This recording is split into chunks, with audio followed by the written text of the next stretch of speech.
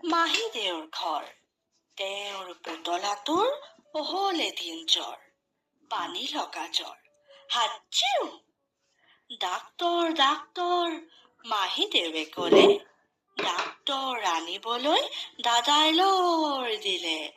দৌৰ দৌৰ দৌৰ টক টক টক দুৱাৰত ডাক্তৰে কৰে টক টক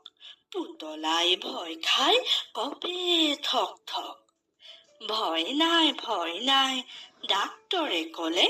লাহেকৈ পুতলাক বেজী এটা দিলে আইও দৰৱ খালে মাহী দেউৰ ঘৰ তেওঁৰ পুতলাটোৰ হ'ল এদিন জ্বৰ পানী লগা জ্বৰ হাচ্চিউ ডাক্তৰ ডাক্তৰ মাহী দেউৱে ক'লে ডাক্তৰ আনিবলৈ দাদাই লৈ দিলে দৌৰ দৌৰ দৌৰ টক টক টক দুৱাৰত ডাক্তৰে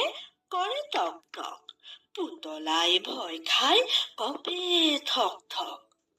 ভয় নাই ডাক্তৰে ক'লে লাহেকৈ